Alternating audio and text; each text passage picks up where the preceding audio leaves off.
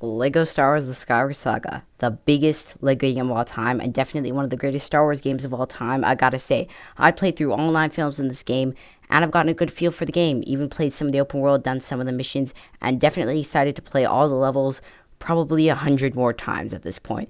But since I've gotten a good feel of the game, we're going to answer the question, was Lego Star Wars The Skywalker Saga worth the wait? And just basically answering like the review. I'm going to be reviewing the Skywalker Saga, going over some features of the Skywalker Saga and some cut features that may have brought the game a little down on the score, but I'll be talking about and probably give my rating at the end. So just to base this game off, we're going to be going off levels, characters, replayability, open world, and the difficulty in the puzzle. So we'll be going over those stuff, and I'll be talking about if the levels are good, if the characters are good, stuff like that. Just remember to like and subscribe for more Lego Star Wars Skywalker Saga videos, and let's get right into it.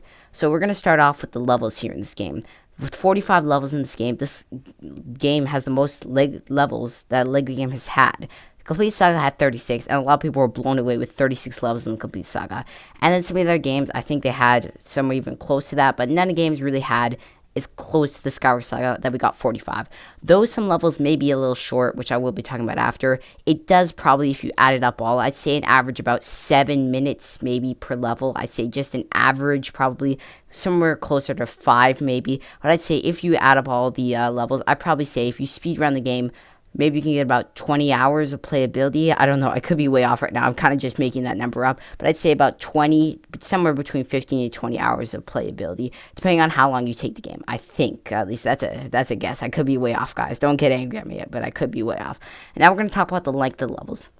I know a lot of people are a little upset that some of the levels are only 5 minutes. Good example, the trench run, that level took me probably around 5 minutes. That's a little disappointing that it took me only 5 minutes. The Complete Saga, I think, averaged around 10 minutes, and The Force Awakens averaged around 15 minutes, I think, around. So it's a little disappointing that some levels are 5 minutes, but the good thing is that they put more of the movie into the open world rather than levels. I find that more of the movie is taken into the open world. I'm not necessarily saying that's a bad thing, but I would like maybe the levels to be a little longer, but it's not really something to get all irked up about. I'm not saying it's a bad game because the levels are a little shorter. I'm just saying that's one of the things that the community is a little angry about, and I'd say I agree kind of that the levels could have been a little longer, but some levels I say are good length. Good example, Senate Showdown, or I believe it's called the High Ground, or the Obi-Wan versus Anakin battle. Those levels I think are perfect length, and those are more kind of the length of levels I want to see. In a future Lego game, of course, they could do something like that, but levels are pretty good. I wouldn't say I'd change them at all. And honestly, they did pretty good compared to the Complete Saga. Speaking of compared to the Complete Saga, I will be doing a video where I compare the Skywalker Saga to the Complete Saga. So again, like and subscribe for that. Next, we're going to move on to the characters of the game. So even though character customizer isn't in this game, 400 characters is way more than we got in the Complete Saga. Speaking of the Complete Saga, I think we got about 150 characters, I believe, is in the Complete Saga. Force Awakens, we got 200, and I think Lego Star Wars 3, somewhere between that, or maybe a little more, somewhere around that, though.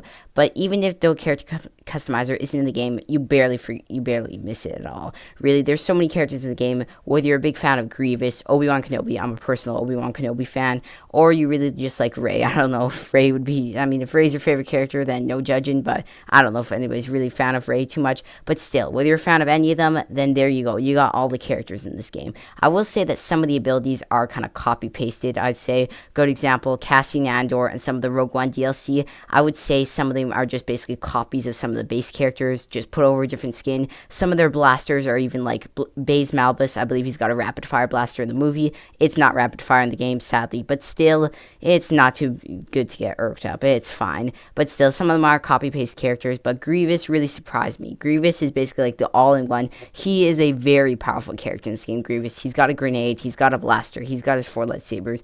Grievous is definitely no push. He's great. And even some of the astromechs in this game are not like useless like they were in the Complete Saga. They can actually be pretty good in this game. Characters, I'd say, pretty good. You get a thumbs up from me. Replayability. This is going to be a little bit of a thing that we're going to have to talk about here. So the levels, pretty good. You can replay them. You can replay them with free play. You can get all the mini kits. It seems perfect. But then when you take into consideration that most of the episodes are actually hub levels, guess what? You want to replay the hub levels? Sorry, you can't exactly replay the hub levels. The hub levels, really, the only time you can kind of, I guess, replay them. Good example, negotiations. If you want to replay negotiations, you can't play through negotiations. You can visit a trade federation ship, whatever those are called, the Lucre Hulks, and then you can play Obi-Wan and Qui-Gon and pretend you're playing negotiations, but sadly you can't actually replay the negotiations effect and have actually the cutscenes. I think some of those cutscenes are sadly locked and you can never see again. Some cutscenes that you get to see during those, you will never get to see again except for the base game unless you look them up on YouTube or something.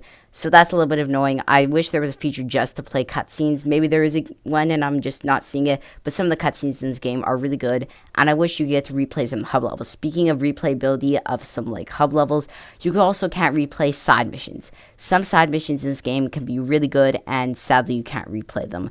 So that's another feature that I wish they could have added. I've heard some other people in the community who also think that those should be added.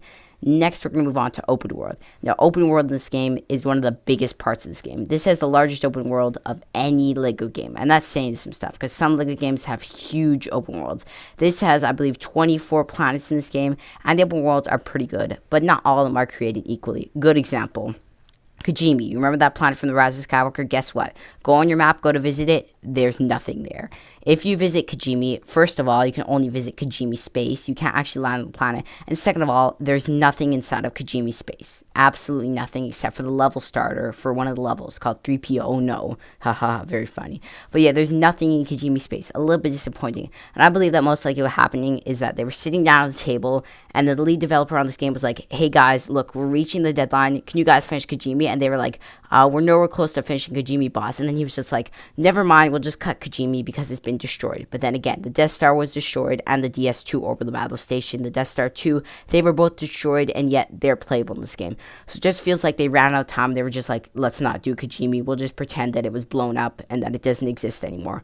A little disappointing. It feels like they could have at least just included the same portion in the level.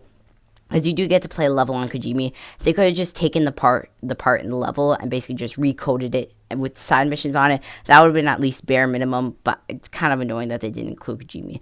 The second thing that we got right here is Starkiller Base is also not playable in this game. You only get to play it for a short section in 2 of the levels. I believe you can play on Starkiller Base.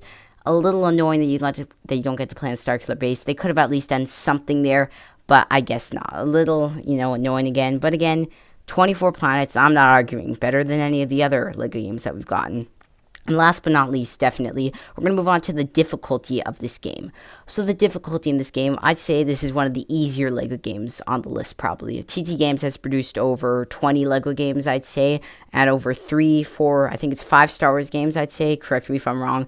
But yeah, they produced a lot of LEGO games, and this one's pretty easy. I would say the difficulty is pretty low. I've heard some people say, like in the interviews, that they said that this was supposed to be a harder LEGO game for more of the Complete Saga fans back in those days. But it was a little easy. I found some of the puzzles were easier than the Complete Saga and the Force Awakens. And I'm not saying that it's too easy. It just might be a little too easy, I guess. I mean, I guess I am saying it's too easy. It can be too easy in some parts. I would like to see some more complicated puzzles, even though some do get a little complicated at some points. Like some, you have to like maybe shoot the targets in like 5 seconds or something. Those can get a little difficult, but I would say so far this game is pretty easy. I wouldn't say there's much of a difficulty. There's another thing that also I was talking about in another video. I said that it could add difficulty settings for maybe if you're a youngster and you just want to play the game for the fun, put it on easy difficulty. But if you're one of those Complete Saga veterans, put it on hard difficulty and actually have some fun. That's where the fun begins. I would have liked to have a harder difficulty, at least have the option of a harder difficulty, like maybe, I don't know, just a little harder. Maybe the enemies are a little more aggressive. Maybe there's more enemies.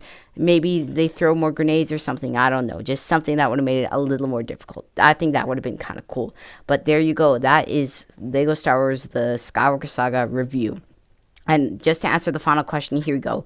Was it worth the wait? Yes, it was worth the wait. 2 years of waiting, and this game delivered. Though it may be missing some stuff, like I said, Kijimi, character customize, or I can't speak, online co-op, those stuff, though they were missing, I still think this game is pretty good. It gave us what we wanted. All 9 films in the Skywalker Saga in LEGO form. It delivered, and it gave even more with all the plans. Though they could do some more DLCs and stuff like that, and though it does need some patching, I think this game could be the greatest LEGO game of all time. So there you go. If you enjoyed this video, please like and subscribe for more LEGO Star Wars and Skywalker Saga content. I am a Jedi, like my father before me. So be it, Jedi.